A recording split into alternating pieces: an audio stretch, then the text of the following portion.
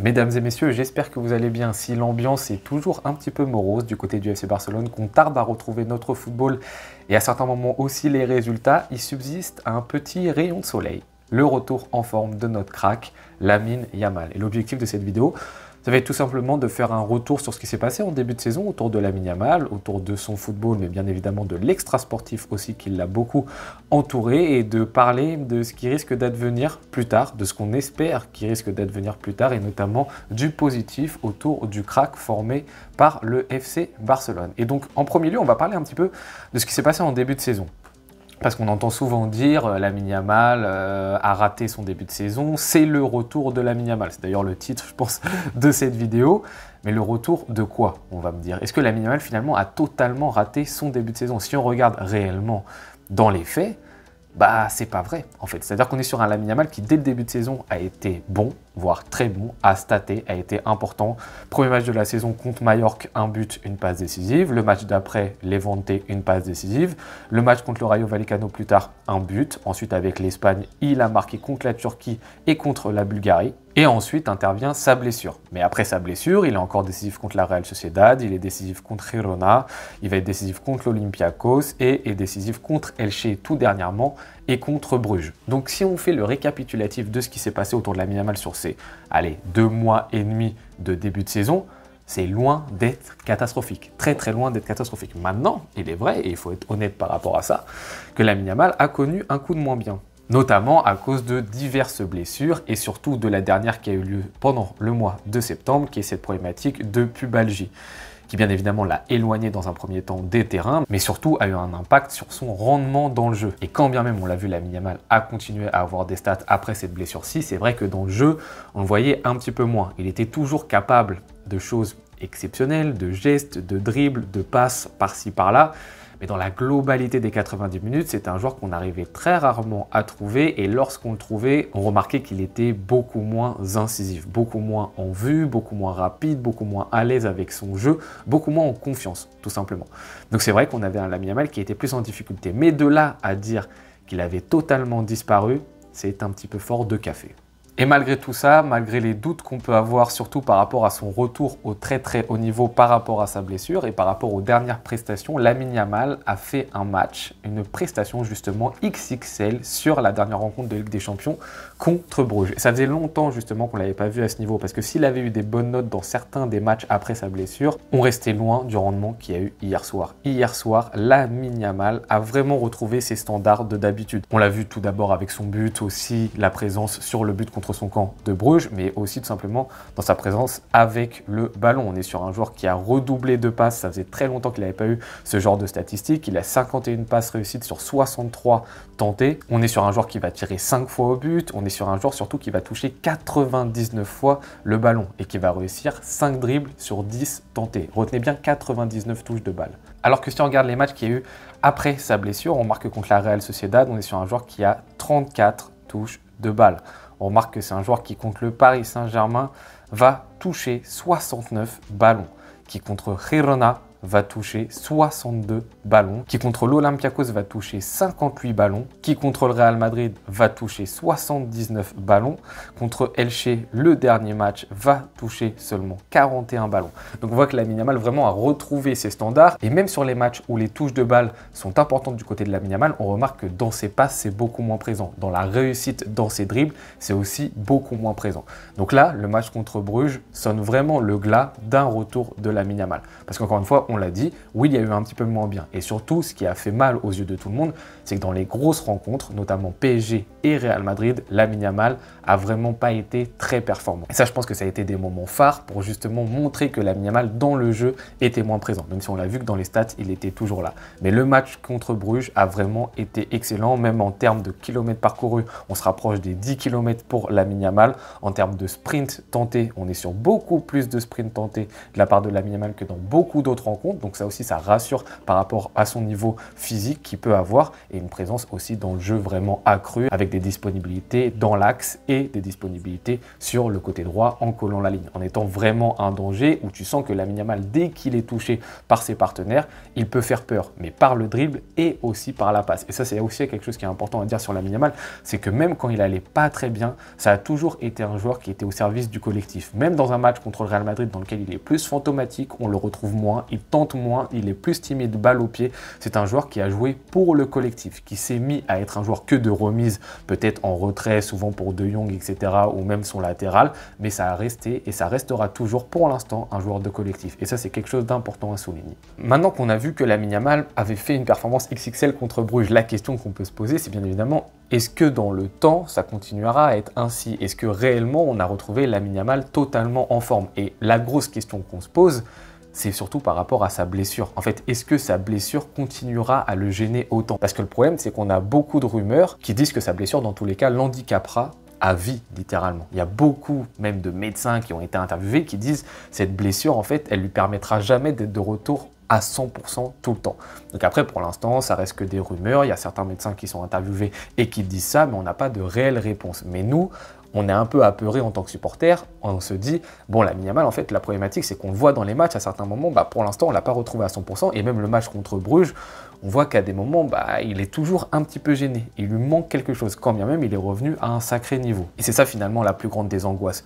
C'est de se dire, est-ce que Lamine Yamal, dans le temps, il va pouvoir rester constant par rapport à sa gêne sur sa blessure. Surtout qu'on voit qu'il est gêné et on voit surtout un Hansi Flick qui continue à le faire enchaîner les matchs. Et en plus de ça, de le faire enchaîner les matchs, c'est 90 minutes dans les matchs. Et de prime abord, on se dit, mais comment c'est possible? Le joueur est gêné. Moi, mon premier réflexe, c'est de me dire, pour l'instant, je le mets sur le banc et je le laisse s'entraîner et revenir en forme à 100%. Et Flick fait totalement l'inverse. Il le fait enchaîner les matchs et carrément toutes les minutes dans un match. Donc, c'est normal, je trouve, dans un premier temps, d'avoir le réflexe d'avoir peur de ça. Mais en fait, moi, le match contre Bruges, il a fait remettre en question mon appréhension par rapport à ça. Il a totalement changé mon avis. Pourquoi? Parce que là, je me suis dit, en fait, si les matchs que je suis en train de voir de Lamine Yamal, ils n'arrêtent pas de s'améliorer au fur et à mesure qu'on avance, c'est qu'en fait, moi, j'avais tort. Et en fait, ceux qui étaient au club, ils ont l'air d'avoir raison. Parce qu'en fait, Flick en parle en conférence de presse, parce qu'on l'interroge souvent par rapport à la blessure de Lamine Yamal, et il a l'air de dire qu'en fait, il est en train de travailler pour l'instant à l'entraînement, mais qu'il a aussi besoin de minutes pour progresser et surtout qu'il est en capacité de jouer des minutes. À aucun moment, Flick arrive en conférence de presse et dit « Bon, Lamine Yamal a besoin de repos et il ne jouera pas par rapport à sa blessure. » Il assume le fait de le faire enchaîner. Et Flick, je suis désolé de le dire, mais il est accompagné de gens très compétents dans son staff. On n'a pas arrêté d'en parler l'année dernière, notamment tous. C'est des gens qui ont l'expérience pour pouvoir dire si Lamine Yamal peut enchaîner ce genre de match ou non. Il ne prendrait pas le risque de faire enchaîner Lamine Yamal s'il savait que c'était voué à l'échec. Donc je pense que s'ils font jouer, c'est aussi un petit peu pour que le joueur reprenne des sensations sur le terrain.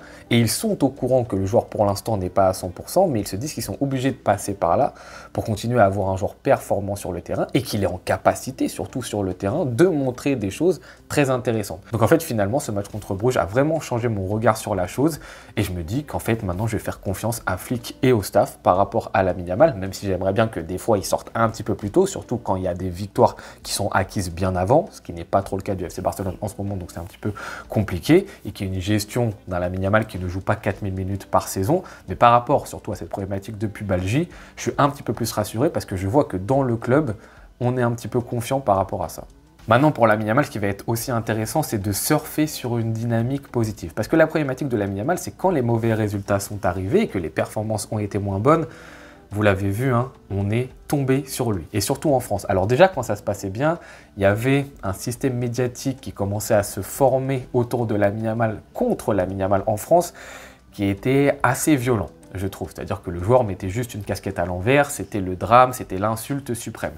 Mais là, ce qui s'est passé, c'est qu'en plus, ces mauvais résultats ont été présents, on s'est tout de suite un petit peu moqué du joueur, parce que ce joueur-ci a aussi un petit peu la boca, et forcément, si tu parles, c'est normal que tu te prennes le retour de bâton.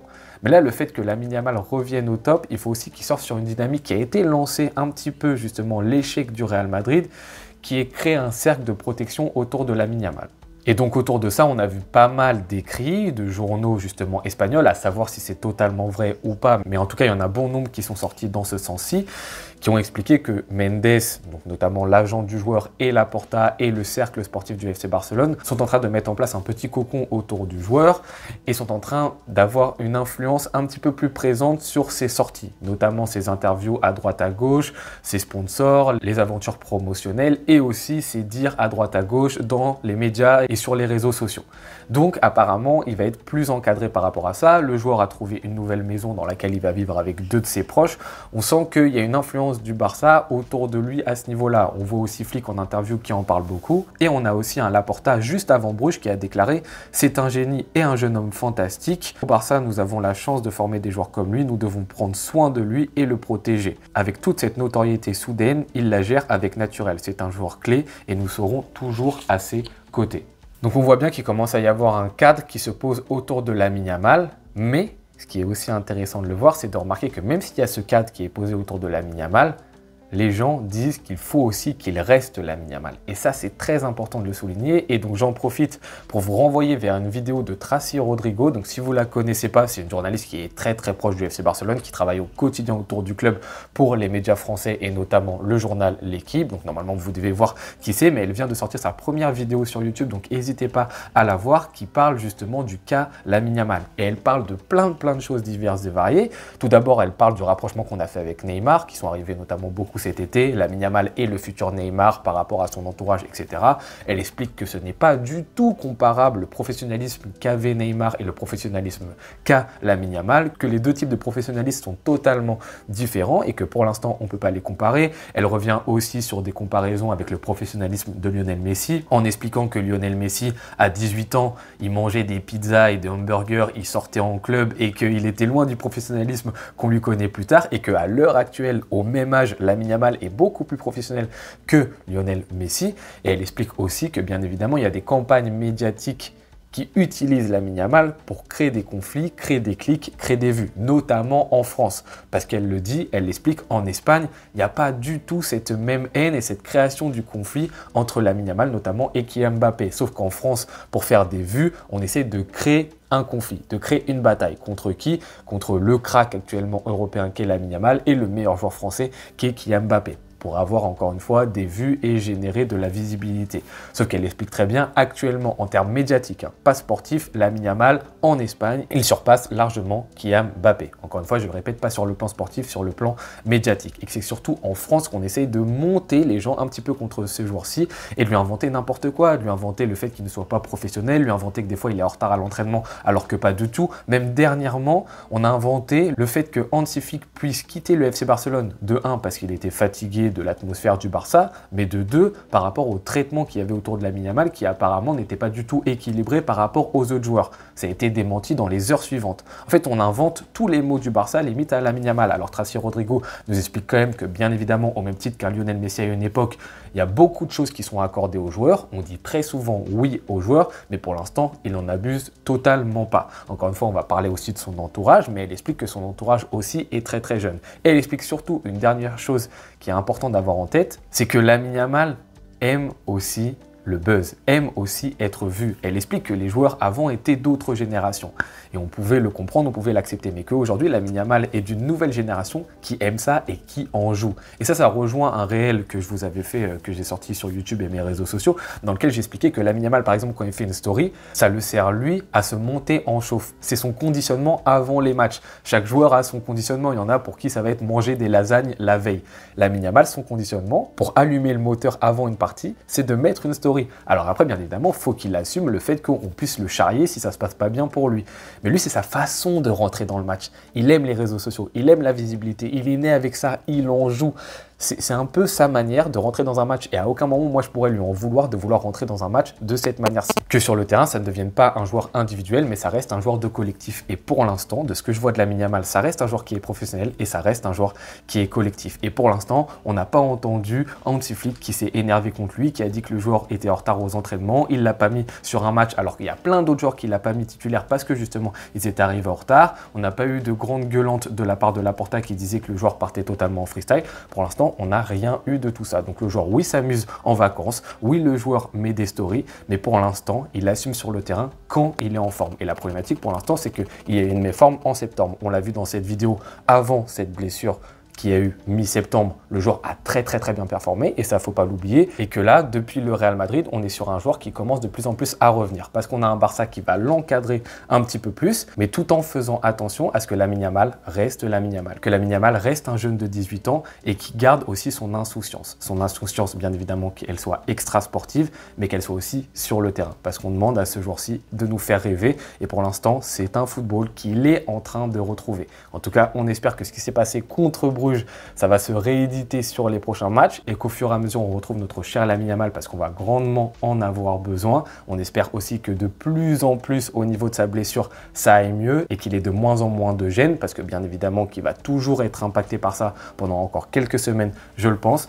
Mais je sais pas, je pressens que ça va bien se passer autour de Lamine Yamal et par rapport à ce match contre Bruges, je suis beaucoup plus confiant et je retrouve un petit peu le sourire parce que je commençais à me demander si vraiment sa blessure allait grandement l'impacter.